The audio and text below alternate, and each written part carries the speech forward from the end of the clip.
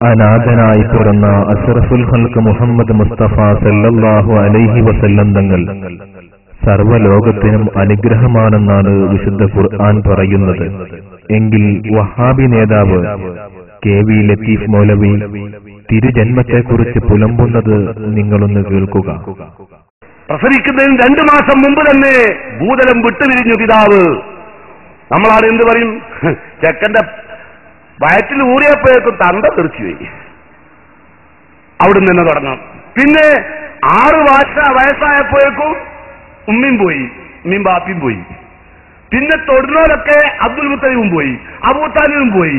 ആരൊക്കെ സംരക്ഷിക്കാൻ വരുന്നോ, കഫാലത്ത് ആരെ ഏറ്റെടുക്കുന്നോ ഓലൊക്കെ മരിക്കുകയാണ്. സത്യത്തിൽ നിങ്ങൾ അഷ്റഫുൽ ഖൽഖ് റസൂലുള്ളാഹി എന്നല്ല പറയാ, അറിഞ്ഞാല് ആളില്ലേ.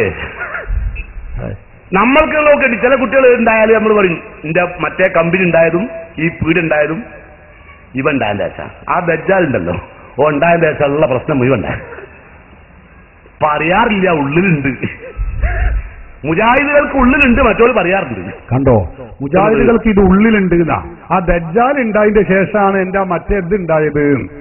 ഇയാൾ നിങ്ങൾ ചിന്തിക്കണം, ഇത് റസൂലുള്ളാഹിനെ ബഹുമാനിച്ചുകൊണ്ട് കേരളത്തിലെ മുജാഹിദുകൾ പറയുന്നതാണ്.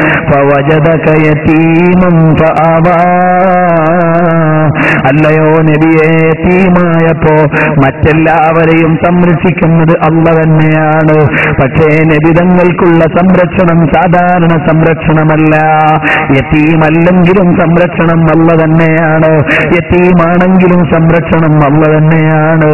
പക്ഷേ തങ്ങൾക്കൊരു സ്പെഷ്യൽ പരിചരണമുണ്ടെന്ന് പറയാനല്ലേ ഖുർആനിൽ അള്ള പറഞ്ഞത്, ഫവജദക യതീമൻ ഫആവാ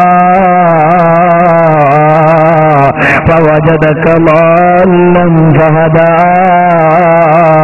أي ضالة فهدى.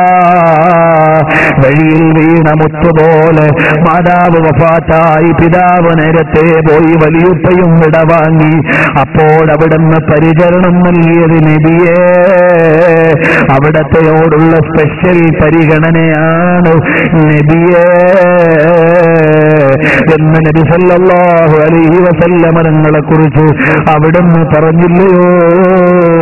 ഉലമാഇനെ തരം താഴ്ത്തലും ഇവർക്കുള്ളതാ, അംവാത്ത് അഹിയാവും അതിൽ ഉൾപ്പെട്ടതാ. നിനക്കുള്ള കോട്ടം ആദ്യമായി ചിന്തിക്കണം, അന്യന്റെ മാംസം തിന്നലും സൂക്ഷിക്കണം. നിനക്കുള്ള അമല് നാളെ അവനും നൽകണം, ഇല്ലെങ്കിലോ അന്യന്റെ കുറ്റം ഏൽക്കണം.